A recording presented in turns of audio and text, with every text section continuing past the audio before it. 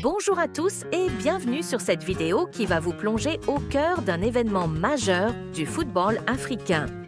La Côte d'Ivoire se prépare pour la Coupe d'Afrique des Nations U20 2025.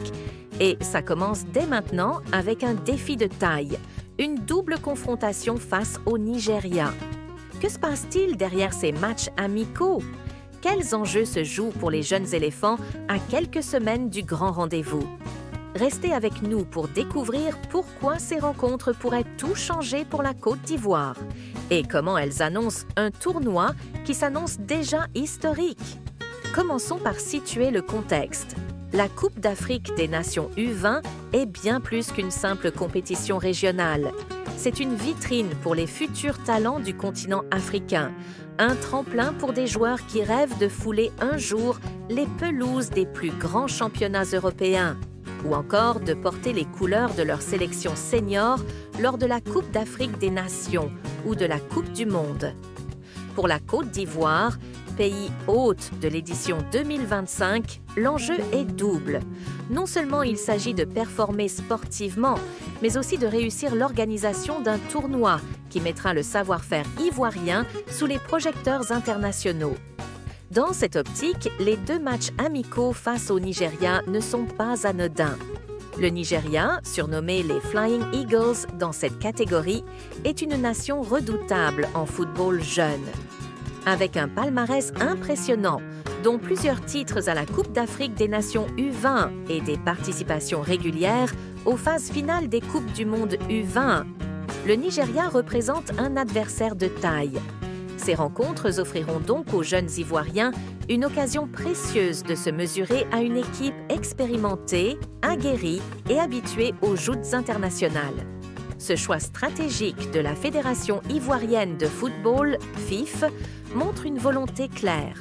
Ne pas se contenter de participer, mais viser l'excellence. Passons maintenant aux détails pratiques de ces deux confrontations.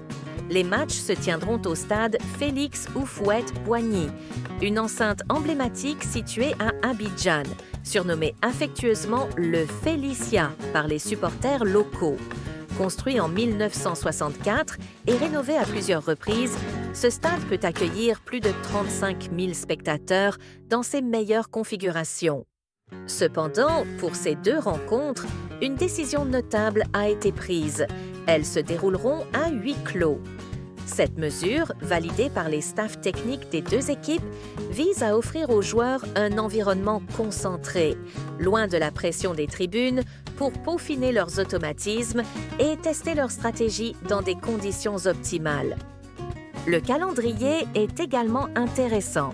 Le mercredi 26 février 2025 marquera le coup d'envoi de cette double confrontation, suivi d'un second match dès le vendredi 28 février. Ce rythme soutenu, avec seulement 48 heures de récupération entre les deux rencontres, reflète les exigences d'un tournoi comme la Coupe d'Afrique des Nations U20, où les équipes doivent enchaîner les matchs tous les 3 ou 4 jours. Pour les entraîneurs des deux camps, ce sera l'occasion d'évaluer la condition physique des joueurs, leur capacité de récupération et leur gestion mentale face à une telle intensité. Mais pourquoi ces matchs amicaux sont-ils si cruciaux? La réponse réside dans la préparation globale de la Côte d'Ivoire pour Côte d'Ivoire 2025. Accueillir une compétition continentale n'est pas une mince affaire. Cela demande une organisation logistique irréprochable, stades aux normes, infrastructures d'accueil, sécurité, mais aussi une équipe compétitive sur le terrain.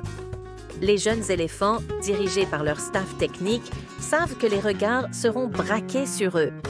Jouer à domicile est à la fois une opportunité et une pression immense.